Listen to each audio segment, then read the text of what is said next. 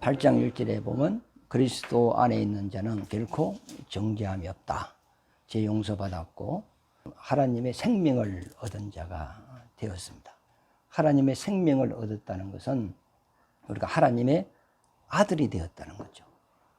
제가 우리 아버지의 씨를 받아서 그분의 아들이 되는 것 같이 하나님의 생명을 받은 자를 하나님의 아들이라 한다. 이것을 우리가 어떻게 알았느냐? 성령이 알게 해주셨다. 생명의 성령의 법이 죄와 사망의 법에서 너를 자유케 했느니라. 그러면 예수 안에 있는 자에게는 죄가 없어요. 하나님의 기억에 우리 죄가 없어요. 예수님이 죄값을 지불했기 때문에 하나님은 우리의 죄를 찾지를 못해요. 육신적인 허물은 있지만 지옥 갈 죄는 없다 이 말이죠. 그러므로 우리를 생명록에 기록했다. 생명록에 기록했다는 의미는 하나님이 우리를 기억했다. 자기 눈동자에 새겼다. 하나님이 나를 기억했다는 것은 우리 행복이잖아요. 우리 주위에 많은 사람이 있어요. 그런데 내가 그분을 이름을 알고 있는 사람은 내 관심이 있거든요. 그분이 좋은 일 있다면 야 좋은 일이네 하고 박수 쳐주고, 그분이 안 좋은 일 있으면 야 참 안 됐다 하면서 또 기도가 되고 그래요. 나와 전혀 안면이 없고 이름도 모르는 사람에 대한 어떤 불행이나 뭐 좋은 일이 있을 때 마음이 그렇게 기울어지지 않는단 말이죠. 그러니까 많은 사람이 있지만 하나님이 내 이름을 기억하고 있다는 것은 그분의 눈과 귀와 마음이 항상 우리를 지켜보고 살펴보고 있다는 의미가 됩니다. 계시록 20장에 보면 책이 두 권이 있는데 생명록과 행위록이 이제 있다 그래요. 종이 뭐 가죽 같은 게 있어가지고 내 이름을 적었다는 그런 의미가 아니고, 그 하늘나라는 물질적인 세계가 아닙니다. 이런 돌도 없고 가죽도 없고 종이도 없어요. 영의 색이 있다 이 말이거든요. 하나님이 나를 기억하고 있다. 그러므로 우리를 버리지 않고 반드시 부활시켜서 하나님의 나라로 데려간다는 거죠. 불신자들은 하나님이 기억하지 않는 거죠. 그들은 어찌 보면 영적인 쓰레기, 가치 없는 영들이 되어버리는 거죠. 그러니까 마지막 날에 다 살려서 쓰레기로 빗자루 썰어가지고 쓰레기장에 집을 엿버리거든요. 게헨나라는 의미는 쓰레기장이라는 의미입니다. 불이 꺼지지 않는 곳이다. 그래서 예루살렘 저 북쪽에 보면은 쓰레기장이 있어요. 그게 흰노무 골짜기라 그러나요? 쓰레기를 다 갖다 버리거든요. 막 비가 와도 밑에 불은 꺼지지 않아요. 막 항상 불이 붙어 있거든요. 그것을 비유로 해가지고 지옥은 게헨나, 꺼지지 않는 불이 있는 곳이다. 그런 이야기를 했습니다. 그러니까 우리가 죄인이었는데 죄 용서받고 구원받은 것은 전적으로 주님의 은혜로 된 것이다. 그러므로 우리는 하나님께 사랑의 빚을 진 자다. 내가 갚아야 될 빚이 있어요. 그 빚이 죄값이거든요. 그런데 예수님이 내 대신 십자가에서 자기의 죽음으로써 내 죄값을 갚아주셨어요. 그러므로서 나는 죄에서 벗어나게 되었다. 내가 빚을 갚아야 되고 내가 당해야 되는데 예수님이 내 빚을 갚아주심으로 내가 이 죄에서 자유자가 되었다. 그러므로 나는 주님께 빚진 자다. 그 빚이 무슨 빚이냐? 사랑의 빚이다. 그러니까 예수님께 우리가 신세를 졌다 이 말이죠. 그러면 내가 예수님께 그 빚을 어떻게 갚아야 되겠느냐? 이것은 우리가 육신을 따라 살지 않고 영을 따라 사는 것이 그분께 우리가 빚을 갚는 것이다. 그 빚이라는 것이 참 상당히 심적으로 부담이 됩니다. 그러면 우리가 주님께 빚을 졌으니까 이 빚을 갚아야 될 거 아니에요. 그 빚 갚는 것이 뭐냐? 이제 육신을 따라 살지 않고 영을 따라 산다. 하나님의 말씀을 쫓아 산다. 하나님의 뜻대로 사는 이것이 우리가 주님께 빚을 갚는 것이다. 자식이 부모 은혜에 빚 갚는 것이 뭐죠? 그들이 잘 사는 그 자체가 부모의 은혜에 대한 빚을 갚는 것과 마찬가지입니다. 그래서 바울이 그 이야기를 해 나가는데 12절에 읽어보죠. 그러므로 형제들아 우리가 빚진 자로 돼 육신에게 져서 육신대로 살 것이 아니다. 예수님이 우리를 구원해 주신 것은 우리를 영원한 하나님의 자녀로서 영원한 복을 주기 위하여 우리를 살려놨는데 다시 세상에 치우치고 육신에 치우치고 살다 보면 이 믿음이 다시 파손돼 버리고 믿음이 무너지고 믿음에서 떠나갈 수밖에 없다는 거예요. 그러면 주님이 십자가를 통하여 우리를 구원해 주신 그 수고가 헛되게 돼 버린다는 거죠. 그러니까 이제는 우리가 이제 구원을 받았으면 육신을 쫓아 살지 말고 영을 쫓아 살자 이 말이죠. 13절에 보면 너희가 육신대로 살면 반드시 죽을 것이로되 영으로서 몸의 행실을 죽이면 살리니 무릇 하나님의 영으로 인도함을 받는 사람은 곧 하나님의 아들이라 그랬어요. 우리가 예수 믿고 난 구원 받았어 해도 늘 하나님에 대한 관심도 없고 마음도 없고 천국에 대한 것이 개념이 없어요. 전혀. 그만 교회만 왔다 갔다 하는 사람은 그리고 세상을 쫓아 산다면 이거는 역시 종교인이죠. 육에 속한 자다 이 말이죠. 반드시 영적으로 살아났다면 비록 우리가 이 땅에 육신을 입고 있지만 마음속 조금이라도 나 이리 살아서는 안 되는데 내가 하나님 뜻대로 살아야 되는데 이런 마음이 살아있다는 거예요. 이게 살아있는 거거든요. 그런데 그런 마음이 전혀 없다면 이는 구원받지 못한 사람이라는 거죠.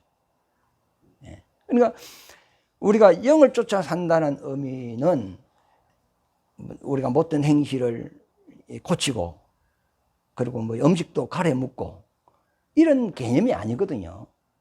이런 것도 우리가 내 필요에 따라서 해야 되겠지만은 한마디로 말하면 육신을 따라 살지 않고 하나님의 말씀을 쫓아 사는 이것이 영을 쫓아 사는 거예요.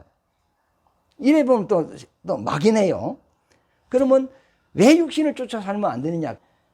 육신의 생각은 사망이라. 그러나 우리가 이 땅에 육신으로 살아가는 데 있어서 재미도 있잖아요. 아니, 고기 먹으면 맛있어, 안 맛있어요? 맛있고, 여행 가서 구경하면 즐겁잖아요. 그럼 재미도 있고, 즐거움도 있고, 육신도 뭐 선한 것이 있고, 덕이 있고, 여러 가지 색깔이 있어요. 그러나 결국이 뭐냐? 사망이라는 거예요. 그러면 이 세상을 쫓아 내가 사는데 결국 내가 얻는 게 뭐냐? 얻는 게 하나도 없다는 거죠. 세상 그냥 결국 썩어질 것이고 없어질 것이고 사라질 겁니다. 이 세상 모든 것이 나중에 다 없어져요. 불타버리거든요. 내가 지금 육신에 뭐 먹이고 입히고 뭐 잠재우고 뭐 좋은 거 구경시켜주고 하지만 이 육신은 결국 세월을 흐르면 죽고 땅속에 들어가고 없어질 거예요. 그러니까 육신을 위하여 살지 말고 세상을 위하여 살지 말고 돈을 의지하지도 말아라. 그거는 너의 목적이 아니고 필요 조건이라는 거. 내가 이 땅에 사는 동안은 그게 필요해요. 무시할 수 없어요. 그러나 너 마음의 중심, 그 가치관은 하나님께 있어야 된다는 겁니다. 그래서 바울이 하는 말이 먹어도 입어도 마셔도 잠을 자도 공부를 해도 무슨 일을 한다 할지라도 하나님의 영광을 위하여. 그게 영원한 거거든요. 사람들이 그래요. 살아가면서 꿈이 크죠. 막 이 세상을 다 얻을 것 같은 꿈을 가집니다. 그러나 꿈하고 행실하고는 너무 다릅니다. 어릴 때 너 뭐 될래요? 뭐 대통령 될래요? 그럼 지금 와서 뭐 되죠? 대우조선 다니고 있어요. 그럼 꿈은 허무한 거예요. 그런데 꿈이 이루어졌다고 해요. 그 영광도 오래 지속되지 않습니다. 그래서 연예인들이 뻥 떠면 돈 엄청 벌대. 근데 인기가 탁 떨어지면 우울증이 와요. 자살해요. 차라리 내같이 높지도 않고 낮지도 않고 그만 중간치 가면 조금 높으면 좋고 조금 낮으면 막 좀 괴롭고 왔다리 갔다리 하다가 죽으면 끝나는데 정상에 올라갔다 바닥에 떨어지는 사람은 못 삽니다. 그러니까 결국은 이 땅에서 내 꿈이 이루어졌다 할지라도 그거는 잠시라는 겁니다. 그래서 우리가 영을 따라 사는 것은 썩지 아니할 것, 영원한 것, 땅에 있는 거 아니고 하늘에 있는 것, 사람에게 있는 거 아니고 하나님께 있는 것. 지금 우리를 구원해서 예수님은 우리를 그쪽으로 인도해 가는데 그걸 바라보고 내가 살아야 되지 않느냐. 그걸 바라보는 사람들이 누구죠? 영을 따르는 사람이다. 구원을 받았어요. 구원을 받은 사람은 거듭났어. 그러면 이 사람은 영을 따른다. 영을 따르는 사람은 누구냐? 하나님의 아들이다. 아들이면 상속자다.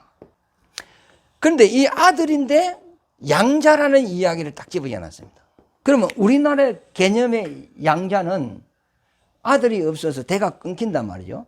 그러니까 뭐 작은 집 아들을 입양해가지고 대를 이어놔요. 그래서 내가 죽어도 제사밥이나 차려질 수 있도록 이런 의미로 한다고요. 이 성경의 양자는 그런 개념이 아니에요. 부모는 아들이 좀 바보라도 그 바보에게 다 상속해 줍니까 안 해줍니까? 해주죠. 그러면 상속해주면 이 밀어내가지고 이 돈을 관리를 할 수 있어요? 관리할 수 없죠. 그러면 요거 다 하루아침에 다 날아가요. 그래도 제 새끼한테 상속을 합니다. 하나님은 일을 할까 안 할까? 하나님 안 해요. 그래서 아들은 상속자인데 누구에게 하느냐? 양자라는 거예요. 예수님 당시에 로마에는 그 양자라는 개념에 이제 우리가 이해를 해야 돼요. 이제 부모가 콩나물 국밥집을 하고 있어. 그래서 돈을 많이 벌었어요. 벌어가지고 아이들 공부를 시켰어. 그런데 첫째 아이는 의사가 됐어. 둘째 아이는 판사가 됐어. 셋째 아이는 교수가 되었어. 그런데 이제 부모가 이제 나이가 들어서 이제 이 업을 이제 계속 할 수가 없잖아요. 누가 이어줘야 될 거 아니에요. 그러면 이 세노모 아들이 이걸 아버지 콩나물 국밥집을 이어서 대를 이어서 하겠습니까? 안 하겠습니까? 하나는 교수고 하나는 판사고 하나는 의사인데 이 콩나물 국밥 다 집어치우고 하겠습니까? 안 하겠습니까? 안 하겠죠. 그러면 아버지는 자기가 하던 이 업을 멈춰야 되잖아요. 근데 이 멈출 수가 없어요.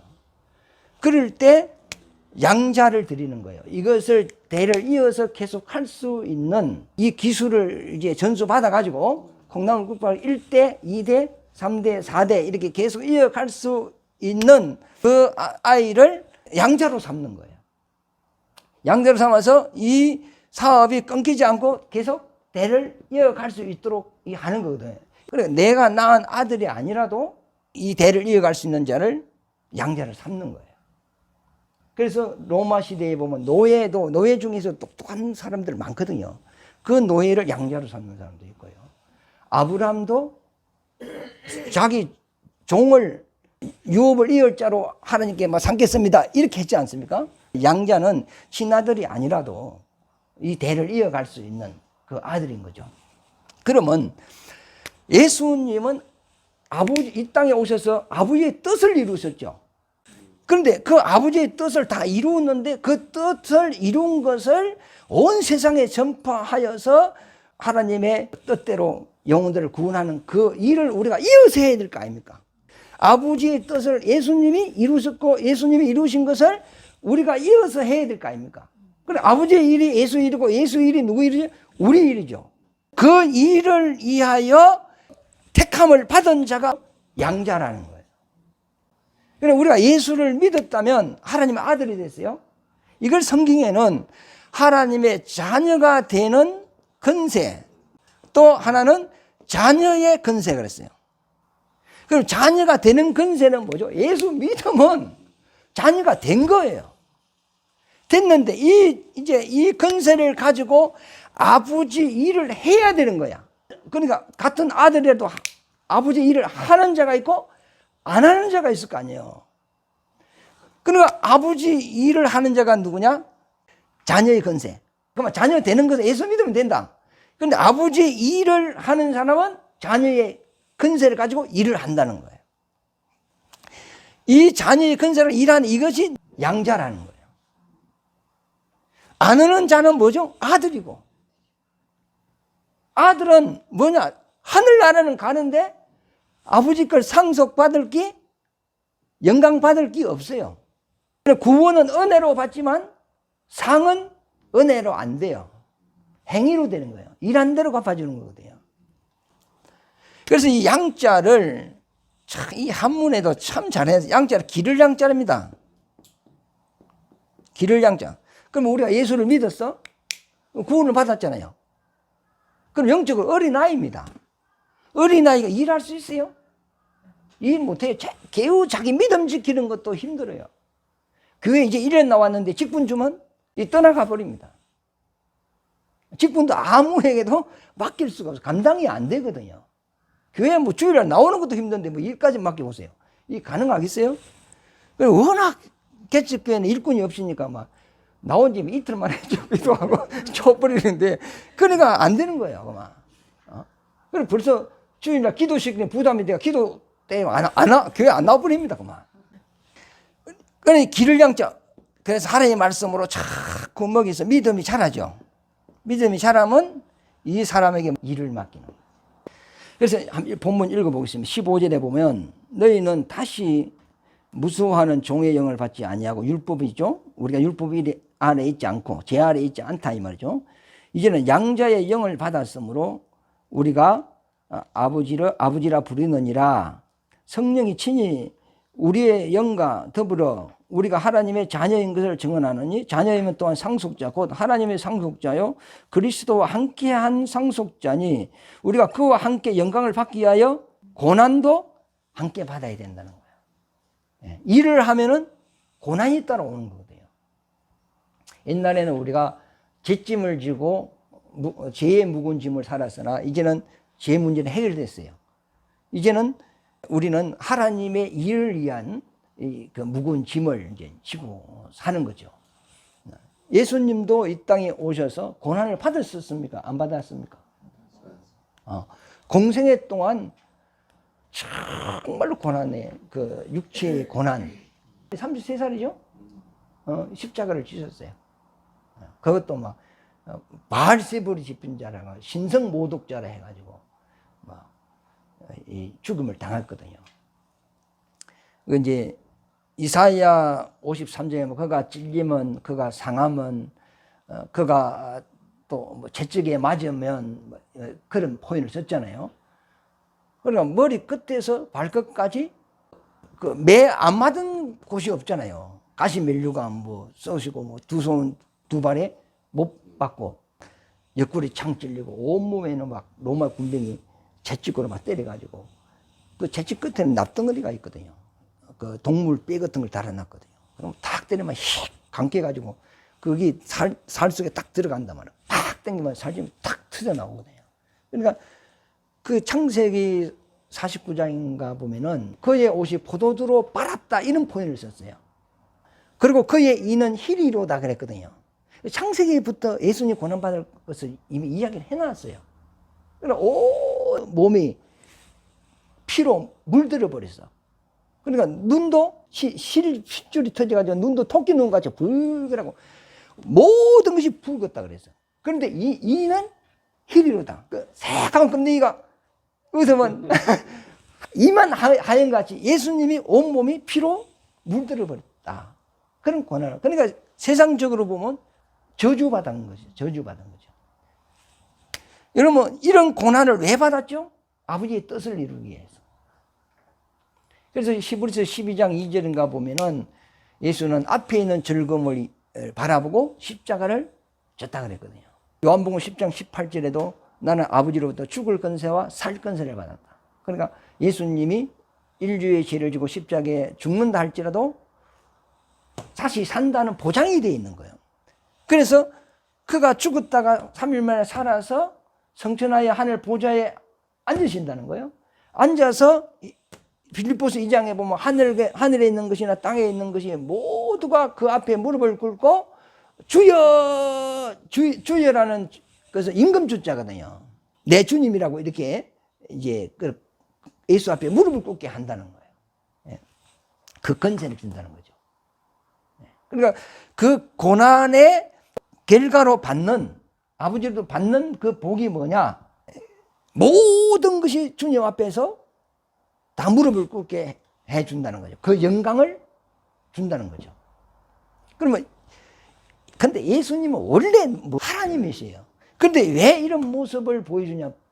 하나님이 너희에게 줄 것이 이상이라는 것을 보여주는 거거든요. 그래서 주님이 우리에게 이 고난을 주는 것은 우리에게 상 주시려고 그런다는 거예요. 마태복음 5장에 보면 너희를 핍박을 받고 너희가 박해를 받고 실어 버림을 당하면 너희는 기뻐하고 즐거워하라. 하늘에 너희의 상이 큼이라 이렇게 했잖아요. 18절에도 생각하건대 현재의 고난은 장차 우리에게 나타날 영광과 좋게 비교할 수 없다는 거예요. 그러니까 우리에게 이 영광을 하나님이 준다는 거죠. 이걸 아니까 바울은 복음 전하다가 세상적으로 보면 신세배령자 아닙니까? 스데반은 복음 전에 돌에 맞아 죽었어요. 청년이에요. 그런데 이 사실을 모르는 사람은 스데반이 저주받아 죽은 거예요. 그러나 하나님 입장에 봐서는 스데반이 딱 영혼이 몸에서 나올 때 보좌에서 일어났다 했거든. 그거 받으려고.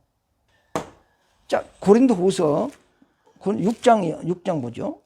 6장 1절부터 보면 우리가 하나님과 함께 일하는 자로서 너희를 권하노니 하나님의 은혜를 헛되이 받지 말라. 이르시되 내가 은혜 베풀 때에 너에게 듣고 구원의 날에 너를 도왔다 하셨으니 보라 지금은 은혜 받을 만한 때요. 보라 지금은 구원의 날이로다 하면서 4절에 보면 오직 모든 일에 하나님의 일꾼으로 자천하여 많이 견디는 것과 한량과 궁핍과 고난과 매맞음과 갇힘과 난동과 수고로움과 자지 못함과 먹지 못한 가운데서도 이 바울은 이 주님을 위하여 이런 고난을 받았다는 겁니다. 그러면서 하는 말이 나는 이제 달려갈 길을 달려갔으니 이제 하나님께서 예비한 의의 면류관을 내가 받으리로다 이렇게 이야기했거든요. 그럼 바울이 세상적으로는 잘 나갈 수 있는 사람 아닙니까? 그런데 왜 스스로 이 자기 육신의 영광을 버리고 주님을 위해 이런 고난을 왜 받았느냐? 영광이 뭔가를 바울은 봤어요. 그러니까 미쳐버린 거거든요, 이게. 그래서 히브리서 11장 6절인가 보면은 하나님을 믿는 것은 믿는 자는 상 주실 자이심을 믿어야 할지니라 이리 돼 있죠. 그러니까 우리가 하나님을 믿되 또 한 가지 믿어야 될 것은 그분은 우리에게 뭐 주기를 원한다고요? 상 주기를 원한다. 그러면 일을 해야 되지 않느냐? 일을 하면 고난이 따른다. 그 고난의 보상이 뭐냐? 하늘의 영광이라는 거예요. 그러니까 이 땅에서 예수 믿고 막 그만 주여 주여 믿습니다 하면 천국 갑니까 안 갑니까? 갑니다. 그런데 가는데 상이 없어요. 그래서 고린도전서 3장에 보면은 주님이 닦아놓은 터 위에 집을 지어라 그랬죠. 그 어떤 사람은 풀로 짓고 나무로 짓고 어떤 사람은 보석으로 지었다 그랬어요.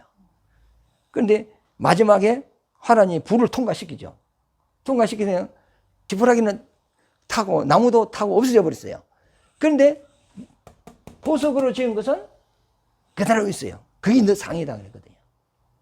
그래서 그 보석이 뭐냐면 믿음이거든요. 믿음으로 지은 것은 영원한 거예요. 금 같은 믿음 이렇게 표현을 쓰지 않습니까? 지금 예수를 아무나 믿을 수 없거든. 믿으려 해도 안 믿어집니다. 그런데 우리가 예수를 믿을 수 있다는 것은 이거 성령의 역사가 아니면 불가능해요. 그런데 이 믿음이 마치 보석입니다. 보석. 그러면 이 믿음이 있다면 우리가 이제 하나님의 자녀의 건세로서 주님의 일을 하고 이 고난이 있다 할지라도 영광을 바라고 우리가 살아야 되지 않겠느냐. 이제 바울이 이제 그렇게 이야기하거든요. 하는데 이걸 바울도 요 보면 하나하나 뭐 적용시키고 그런 게 하나도 없어요. 바울 서신서 읽어보세요. 복 받으라 하는 말 있던가요? 없어요. 돈 내놓으라는 거는 있어요. 내가 1년 뒤에 갈 테니 너희 그만 돈 거두어가지고 성교 헌금을 모아놔라. 그 말이거든요. 그럼 모아놓으면 내가 그거 가지고 가서 그만 저 예루살렘의 교회에 어려운 사람들이 있으니까 그거 도와주겠다 이 말이거든요. 그래 적금 깨가지고 돈 모아놔라 하는 통보는 했지 복 받아라 이런 말 한마디도 없어요. 그래서 이제 정말 복음을 깨달은 사람은 그 로마서 16장 마지막에 보면 바울이 선교하는데 도와주는 사람들의 이름을 딱 적습니다. 그리고 바울을 해롭게 한 사람들도 이름을 이제 이야기하면서 하나님이 해결하기를 원하노라 이렇게 딱 해놓고요. 그러면 바울이 사역을 할 때 자기들은 사역이 안 되고 뒤에서 물질로 지원을 했어요. 그러면 바울과 함께 상을 받는 거예요.